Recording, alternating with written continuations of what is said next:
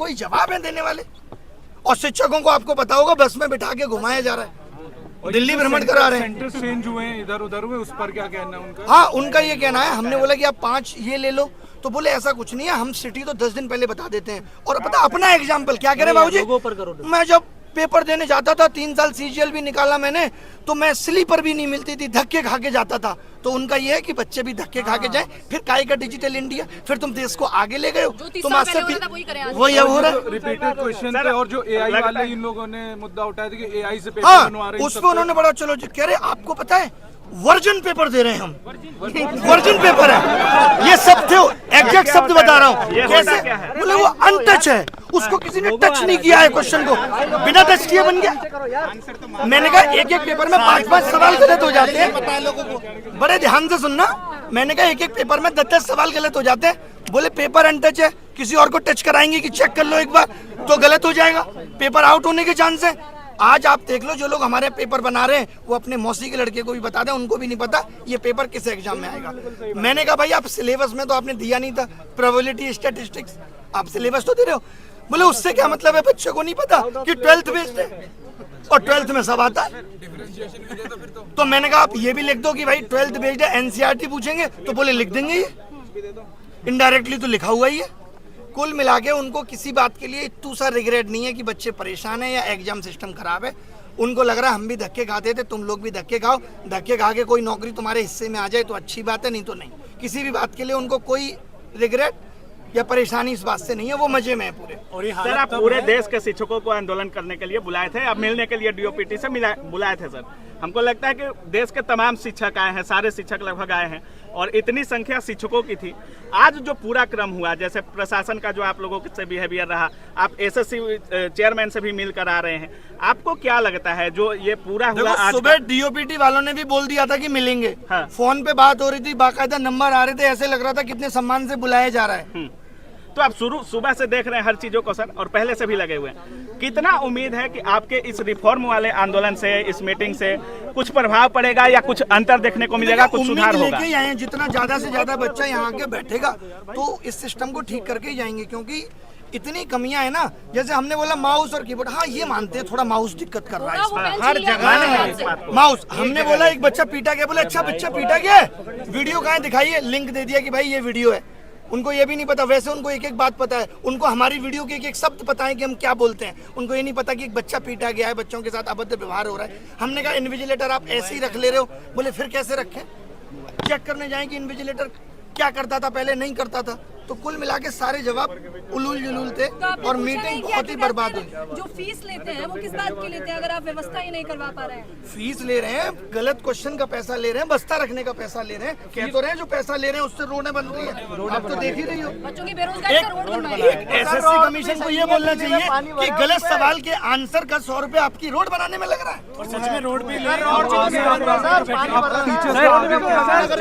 Sir road भी तो नहीं बन रहा है। धीरे धीरे इकट्ठे हो रहे हैं, पूरे देश से बच्चे को बुला रहे हैं, यहीं बैठेंगे जब तक ये सिस्टम सही नहीं हो जाता। सुबह तक डीओपीटी बहुत नॉर्मल था, बात करने में कोई दिक्कत नहीं हो, अचानक लग गई, कैसे इतने लोग आ गए, ये कैसे हो गया, हटाओ अब नहीं मिलेंगे, ईगो पे ले ली बात, वरना उससे पहले मिलने को तैयार थे। हाँ। सत्र चल रहा है, आप लोग अभी बवाल मत करिए।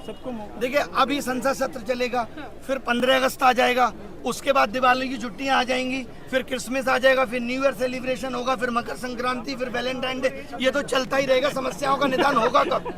रोजगार का उनका क्या होगा? ये सरकार की जिम्मेदारी नहीं है। सर जिनका लास्ट अटेम्प्ट है उनका क्या? लास्ट अटेम्प्ट पे मैंने पूछा कि आपके पास तो डीओपीटी से लेटर भी आ गया था, तो बोले उन्होंने यही तो कहा था कि इसको अग्रेसित करो, हमने कर दिया, रिजेक्ट कर दिया। अच्छा साहब बोले रिजेक्ट कर दिया। तो सर सीजीएल में होंगे क्या कुछ चेंजेस सर? कह रहे सीजीएल बहुत अच्छे से कराएंगे। सर कब?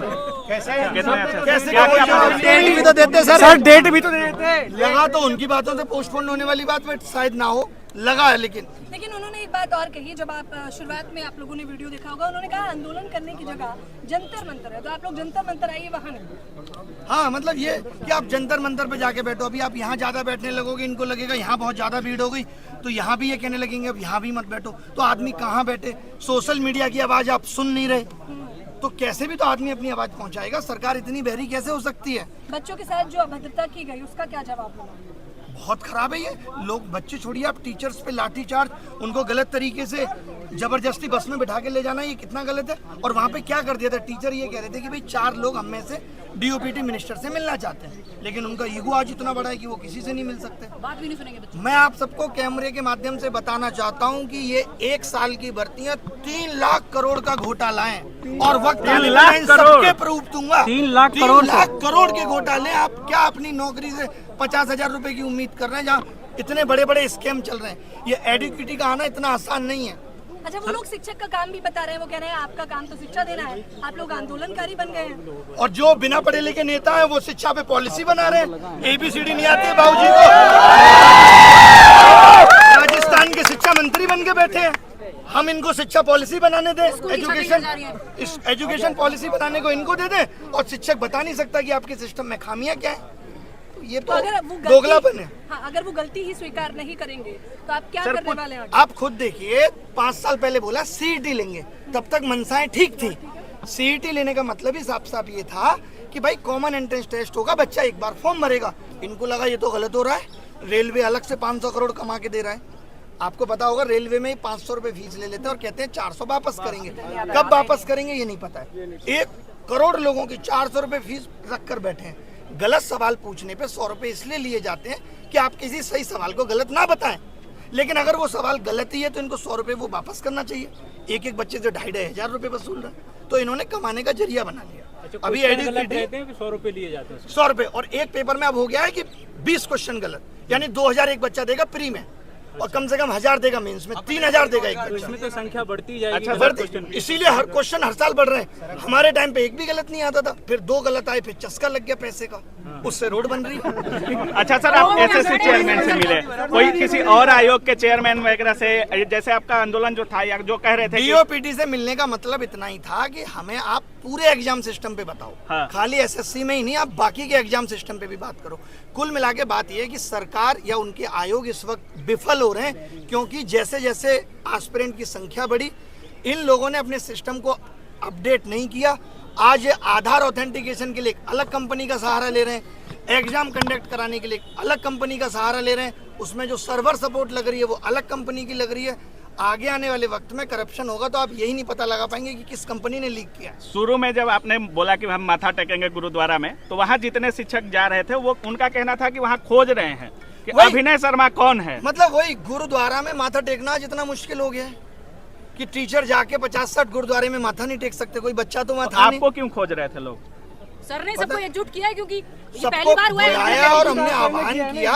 एकजुट आपने किया। वही क्या कर लेंगे इससे, मुझे खोजने से क्या, मैं तो हर जगह अवेलेबल हूँ। डिटेन कर लिया गया, आप कैसे बच गए सर? बाल बांका कर ले, मैं तो कह के आया था। मैं कौन है वो जो भागता है? मिल्खा सिंह से तेज भागता हूँ मैं। अभिनय सर जी जिंदाबाद।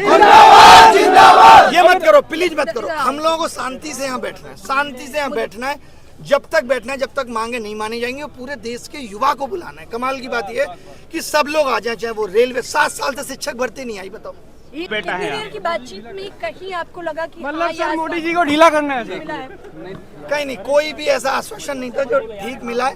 टोटल इलॉजिकल थी। उनको अपना बताना था हम 16 घंटे काम कर रहे हैं, 8 घंटे सो रहे हैं। फिर ध्यान में आया उनको, नहीं 2 घंटे तो और भी कुछ कर रहे हैं। फिर बोले 14 घंटे काम कर रहे हैं। तो उन्होंने बस यही दिखाया हम बहुत काम कर रहे हैं बच्चों के लिए। हर एक बच्चे की समस्या को सुन रहे हैं, हर एक बच्चे की समस्या का निदान करने की कोशिश कर रहे हैं। कुल मिला के सरकार, एजेंसी और आयोग तीनों मिले हुए हैं और सबका एक ही उद्देश्य है, किस तरीके से युवाओं से पैसा वसूला जाए। अच्छा, आप देखो, आप पे ये आरोप भी लगा कि आप